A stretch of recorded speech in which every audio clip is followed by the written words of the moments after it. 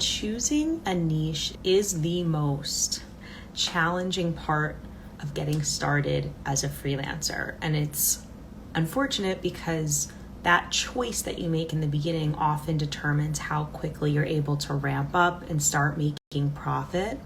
So if somebody goes into freelancing as a first timer and they do not choose a profitable niche, unfortunately, that can deter the writer from keeping on, deter them from pursuing this path further because they just assume that they can't make money as a writer. And I get these messages all the time, and that's why I wanted to make this video, because I get messages saying, well, because I often share how much I charge for, let's say, a blog post, which is upwards of $600, $700.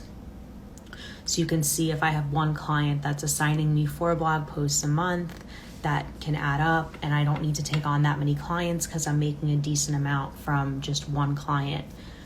However, I get messages saying, well, my clients and in my niche, I can't get paid that much. I get paid $100 per blog post. So that's why choosing your niche is so important. But even after you choose your niche, you have to make sure your niche has a profitable bent. And that's just something I'm saying. This is not like you can't Google, like, find my profitable bent. It's just a terminology that I'm using to describe this. And when I say profitable bent, I mean, who are the companies who have marketing budget, who are willing to pay top dollar for content and for people to write that content? And the mistake that a lot of new writers make is that they just don't know which companies to reach out to. I'm telling you, this is where we spend the most time in my online course, is nailing down a niche and then finding out who to reach out to on LinkedIn in order to do the cold pitching. So let's say your niche is parenting.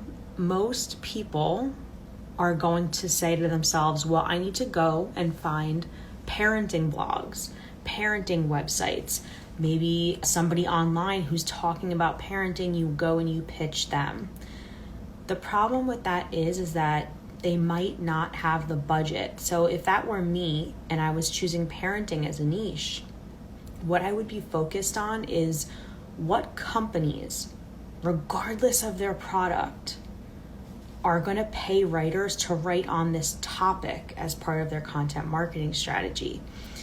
What do I mean by that? Well, instead of going to a parenting blog, if parenting was my niche, I would actually go and find companies that are writing content that's geared toward parents. So that could be companies like Jessica Alba's The Honest brand, that could be a diaper brand, that could be a luxury clean beauty or clean wellness product brand. Because as you're going to see when you visit their websites, they're probably putting out content that's geared towards parents that's not even focused on the product. And that is content marketing 101. So understanding content marketing and understanding just a base level of marketing is really important to become a successful freelancer, because when you understand how budgets are allocated and what their overall strategy is, you understand where you fit into the grand scheme of things.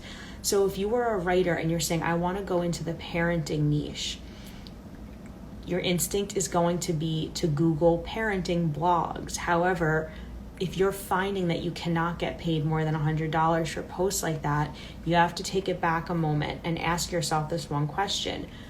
If my niche is parenting, who has marketing budget? Which companies have budget for writers? It's mostly going to be consumer goods and products like diapers or maybe expensive sleep training educational programs.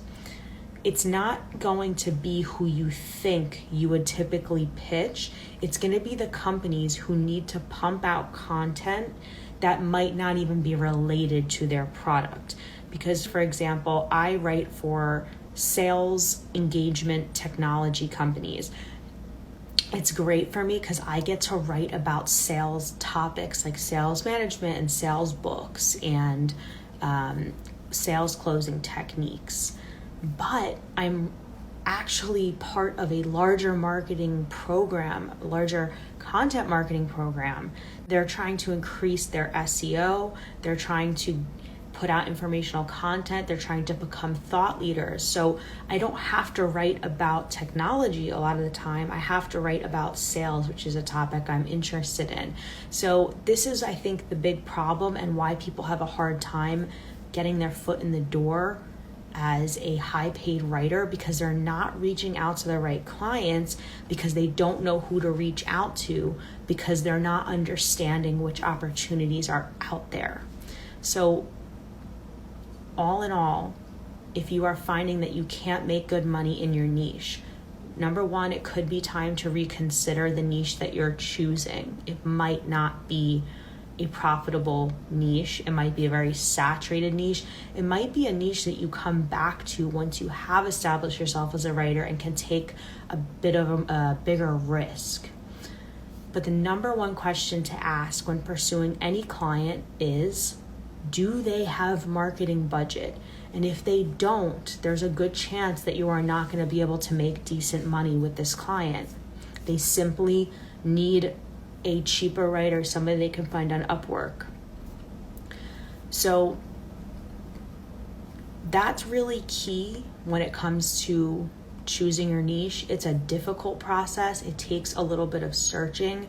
Something I teach is a validation process of how to actually go and research this company to determine whether or not they have a budget, right? Because you're not part of their company, so how would you know that? Well, there's some telltale signs, some indicators. So number one, are they consistently posting blog posts? Do they have writers that are pumping out content?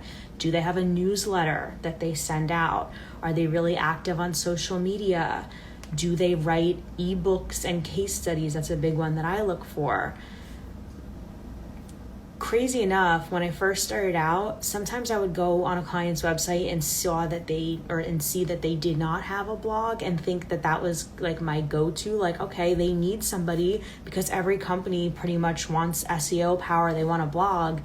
But I find that now, a couple years into this, that usually if they don't have a blog, they don't have their stuff together, and working with them as their first blog writer is really hectic and really not a good working environment, because you just never know if you're doing the right thing. They don't have it figured out, therefore how can you have it figured out? So I really like to work with brands that actually have a content marketing program and I can fit into that strategy.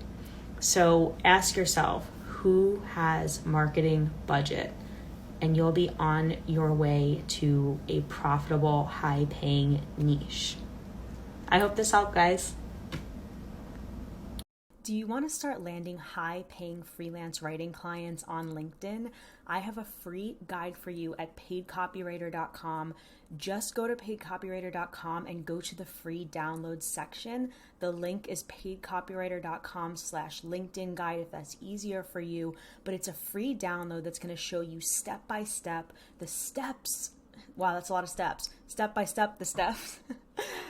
Step by steps, a roadmap for how to use LinkedIn and get yourself properly set up on that platform so you can begin confidently reaching out to your ideal clients and build the freelance business that you've been wanting to build, becoming self-employed, becoming a person who gets paid to write for a living. Download that at paidcopywriter.com/LinkedIn guide, and I look forward to seeing you there. Bye.